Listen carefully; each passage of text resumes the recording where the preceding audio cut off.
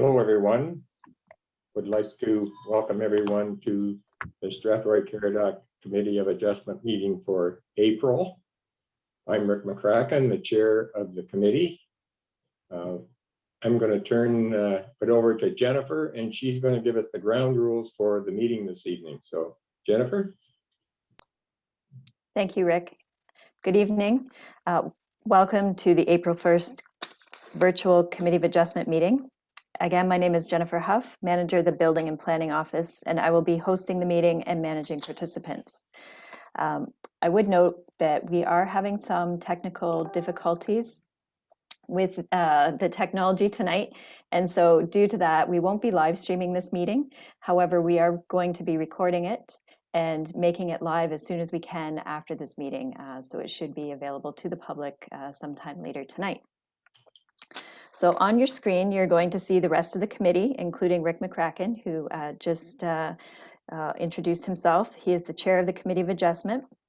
We also have tonight a number of committee members. We have Steve Pelkman, committee member. We have Jesse Terpstra, committee member. We have John Brennan, committee member. We have Larry Cowan, committee member, as well as Mike McGuire, committee member, and Frank Keynes, committee member. Behind the scenes, we have a number of staff members with us tonight who you will hear and see from. We have myself, as well as Colin Herwin, who is the planner for the County of Middlesex assigned to Strathroy-Caradoc, as well as Olya, and she is here as acting secretary treasurer, as well as Brianna from the clerk's office in attendance, taking minutes and recording decisions. The agenda and applications have been posted in advance of the meeting on the municipality's website. If you've not done so already, you may wish to access those documents online now in order to follow along. In terms of our procedural order, tonight we have two items, two applications on the agenda. Each item will be introduced by the chair, and then he will give the opportunity for the applicant to speak to the application, or if the applicant would prefer, the planner, Colin, can introduce and present the application. We will screen share a map and site plan showing the proposal while the application is being presented. Thereafter, committee members will have an opportunity to ask the planner questions, and after that point, the chair will then invite the public to make any comments or questions on the application. If you do have any questions or comments, please raise your virtual hand in Zoom, found in the bottom middle portion of your screen, called a reaction, to get our moderator's attention. We will collect and record all of the public's questions or comments during this time, and staff or the applicant will then address the comments and questions to their best ability. The committee has one more opportunity to speak to the application before the chair calls for a vote on each application. I would note that once a decision is made, there is a 20-day appeal period. If you wish to be notified of the decision, you must ask for a copy of the decision during your opportunity to speak today. And if you have not requested it before today's meeting. For more information on that approval process, you can contact Olya after the meeting. And finally, and just a note before we begin the meeting, a few more procedural items. All participants, both applicants and members of the public, were asked to pre-register in order to attend. So please ensure your name is visible to the public on your Zoom video. All participants will be placed into a virtual waiting room until their application is called. It may take some time to get to your application, so please be patient with us. This likely won't apply since we only have two applications tonight, so we will be fast. All applications will be muted until the time comes for the applicant to speak or have an opportunity for the public to speak. When participants speak, please identify your name and your address. There is a comment bar at the end of your screen. The status of the agenda will be updated in the comment bar throughout the meeting to give you an idea of how much longer until the next application. And finally, while this is a Zoom meeting and allows many of us to participate from the comfort of our homes, please maintain proper etiquette as if you were attending a meeting at Town Hall, and inappropriate behavior will result in the meeting being paused and the removal of persons from the meeting. Thank you. Chair McCracken, would you like to start us off? Sure. Thank you, Jennifer, for that. First item on the agenda is the reading and correction or approval of the minutes from the last meeting, which was March the 4th. We have any corrections? Seeing none, have a motion to approve the minutes. Moved by Steve, seconded by Frank. Anyone opposed? That motion carries. Item number 2 on the agenda, declaration of pecuniary interest. Any declarations from any committee members this evening? Seeing none, there are none. Move directly to submissions for consideration. Item 3.1, an application for a minor variance on Front Street West in Strathroy. And I understand, Julie, you're here representing the applicant. Do you wish to have anything to say now, or shall I turn it over to the planner? May want to unmute your mic there, Julie. There you go. Hi, I'd like to hand this over to the planner, please. Okay, very good. Thank you. Colin, floor is yours. All right, thank you. Thank you, Chair, members of the committee. So the application for minor variance for the committee is for 66 Front Street West in Strathroy, and it is to provide relief from section 10.43A of the zoning bylaw to permit a dwelling unit on the ground floor of commercially zoned building, whereas the zoning bylaw states that a dwelling unit shall only be located on the floor above the commercial use. The commercial area is proposed to be approximately 44 meters squared, located at the front of the building on the ground floor, with a depth of 6.5 meters from the front of the building into the main floor, with the dwelling unit placed behind it, with a proposed area of 55 meters squared, occupying the rear of the ground floor. The application will facilitate the construction of the dwelling unit of approximately 55 meters squared and the rear portion of the building. It's my understanding the main floor is currently all open space. The property is located on Front Street West in Strathroy between Frank Street and Thomas Street. And Front Street West is a local road. The surrounding land uses are predominantly commercial buildings with residential uses on the second floor along Front Street, and then further beyond there are residential homes. The subject lands currently contain a 2-story building that has 2 residential dwelling units on the second floor, and then the building's main level is vacant and has a ground floor area of approximately 96 meters squared. What they are proposing is to move one of the units from the second floor to the ground floor, so there will still only be 2 residential units in the building. The applicants have indicated that the proposed dwelling unit on the ground floor will be accessed from the rear of the building, and that the commercial area at the front of the building will be maintained and be accessed through the front entrance on Front Street. The lands are within the downtown core designation of the Strathroy-Caradoc official plan and within the general commercial C1 zone of the zoning bylaw. The dwelling unit will require a parking space, and the applicant has indicated that they will only have 1 dwelling unit on the second floor until they can acquire an additional parking space. But as of right now, the building only requires 3 parking spaces, 2 for the dwellings and then 1 for the commercial area. And these are present now. It does appear that the proposal does meet the remainder requirements of the C1 zone. The application was circulated to landowners and agencies as required by the Planning Act. The manager of building and planning advised of no concerns. The manager of public works advised of no concerns. The St. Clair Region Conservation Authority advised of no concerns with the application also. And at the time writing the report, no comments were received from the public. I have analyzed the application based on the 4 tests of minor variance, and I am satisfied that it does meet the 4 tests.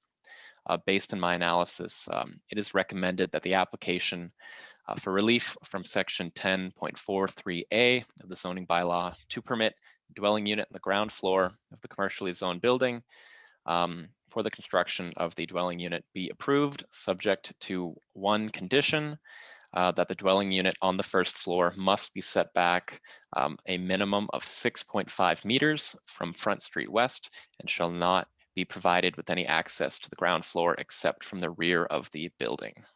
Thank you. Thank you, Colin. Julie, do you have anything to add to Colin's report? I don't know if it's necessary, but the reason we put the request in is my brother has been suffering from seizures, so it's a medical condition.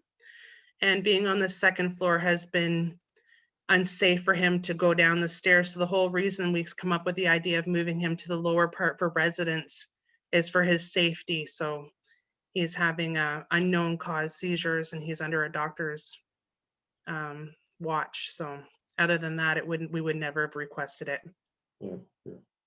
Thank you. Committee members, questions or comments? Yes, Mike.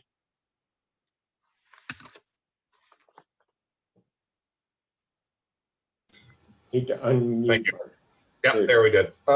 Thank you, Chair. So, I mean, I certainly appreciate the situation, the medical situation that the applicant finds himself in.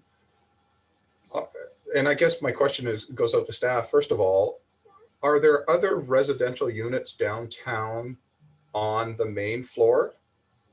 Or would this be a unique situation, first off? Colin, can you speak to that? Yes, thank you, Chair. So yes, the building next door has the same situation. It's my understanding. There is a unit on the main floor with a commercial area still at the front, but it does happen, yeah, in the building next door. So this wouldn't be the first. Okay, and did this get circulated to the BIA by chance for their? I guess my primary concern with the application is it would be my understanding that the downtown core has always been developed with the idea of retail, certainly operating on the main floor, the first floor, and that's what would drive the business area for Front and Frank Center, those type of streets down there. So is this, my concern is that this is becoming an encumbrance to what the BIA has been doing. Is there any comment or thought about that, or did it get distributed out to the BIA for comment at all?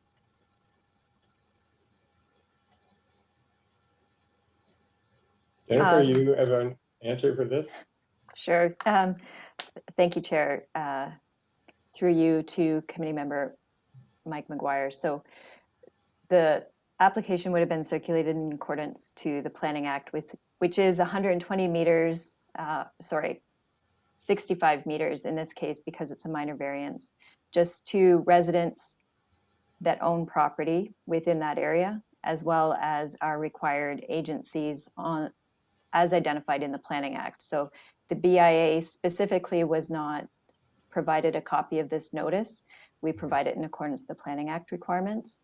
But I know that certainly staff consider the merits of this application and are very cognizant of the desire to maintain the commercial frontage of this building. And that's the only reason why we were able to consider it for approval, is because it did specifically maintain the commercial frontage, and the approval is conditionalized on that commercial frontage being maintained. Otherwise, staff wouldn't have been able to approve it. Okay, thank you. I appreciate it. Okay, I might add that I had some of the same questions at our preliminary meeting, and I think I'm under the understanding that you know, when the gentleman no longer requires the residents there, it will revert to full commercial. Is that correct, Colin? Well, if they ever remove the dwelling unit, it will still remain commercially zoned.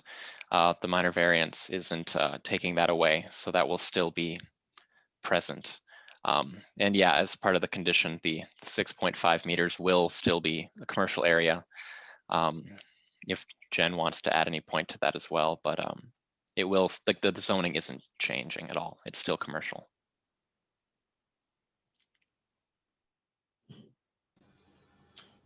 Okay, any other committee member comments or questions? Seeing none, be open for a motion, and we have a recommendation here. Moved by Frank for approval of the application, I'm assuming, and seconded by Steve, I believe.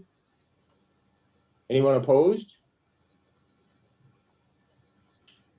Seeing none, that motion carries. Move on to submission under 3.2, which is an application for a minor variance for a property on Calvert Drive. And I think I'll turn it directly over to Colin because I don't believe the applicant is present this evening. So Colin, can you give us your report, please? Yes, I can do that. Thank you, Chair. Members of the committee, so this application for minor variance before the committee is for 7284 Calvert Drive, and it is to provide relief from section 4.22 and 4.25 of the zoning bylaw. Relief from section 4.22 is requested in order to permit a maximum floor area, an increased floor area of all accessory structures of approximately 208 meters, whereas the maximum permitted currently due to the size of the house is 160 meters. Then relief from section 4.25 is requested for the height of the accessory structure. They are proposing a height of approximately 6.4 meters, whereas a maximum height of 4.5 is required under the zoning bylaw. The application will facilitate the construction of a detached accessory structure located beside the current dwelling. That is approximately 137 meters squared. It's proposed that half of the structure will be enclosed, and the other half will be will have a lean-to, so it'll be open, and there will be a roof covering for room for a trailer or an RV, just to store it. The property is approximately 0.92 acres in size and is located in the north side of Calvert Drive between Glen Oak Road and Springwell Road in west of Strathroy. The lands are privately serviced with well and septic. Calvert Drive is a county road, County Road 10, under the jurisdiction of the County of Middlesex. The lands contain a one-story single detached dwelling with an attached garage, and the height of the dwelling is approximately 7 meters or 23 feet. The surrounding land uses are predominantly agricultural and residential in nature. The lands are in the agricultural designation of the official plan and within the A2 agricultural smallholding zone of the zoning bylaw. It appears that the proposed accessory structure will meet the remaining of the A2 zone provisions. The application was circulated to agencies and area landowners in provisions with the Planning Act.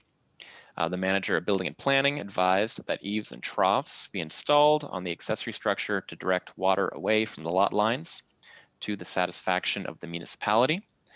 The public works manager advised of no concerns. The county engineer advised that no additional access along Calvert Drive would be permitted. None is being proposed. And then the St. Clair Region Conservation Authority advised of no concerns. And then at the time of writing the report, there were no comments or concerns received from the public. I've analyzed this application based on the 4 tests of minor variance, and I am satisfied that it does meet the 4 tests. So based on my analysis, it is my recommendation that the application for relief from section 4.22 and 4.25 of the zoning bylaw to permit a maximum floor area of all accessory buildings and structures of approximately 208 meters squared and a height of approximately 6.4 meters to facilitate the construction of the 137 meters squared detached accessory structure be approved, subject to 2 conditions. And it's that eaves and troughs be installed on the detached accessory structure to direct stormwater away from the lot lines to the satisfaction of the municipality, and that the accessory building be constructed substantially in accordance with the plans on file with the Committee of Adjustment. Thank you. Thank you, Colin. Committee members, questions or comments? No, and there's applicant is not here and there's no members of the public here, so we would be open for a motion, and we have a recommendation here. Moved by John for approval, I'm assuming, seconded by Jesse. Anyone opposed? That motion carries. Moving on to item number 4, unfinished business. Do we have any unfinished business? Jennifer, you have anything? No? Inquiries by members? Oh, I see nobody making an inquiry. Any other business? No other business. Moving right along. Schedule of meetings, and we have meetings scheduled for May and for June. I'm assuming there are some applications for both coming in this time of year. Yes, Colin is shaking his head yes, so very good. I think those meetings are all kind of lined up with Zoom here now, I understand. Probably on your calendar as well in your computer. Okay, next item on the agenda is adjournment. It'll be a quick meeting this evening. Yeah. Moved by John, seconded by Mike, that the meeting adjourned. Everyone will be in favor. No one opposed, I'm sure. Okay, thank you. Happy Easter, everyone. Yep. Have a good Easter. Happy Thank Easter. you, everybody. Have a great weekend. Thank Happy you. Easter. See ya. Bye. Yeah, have a good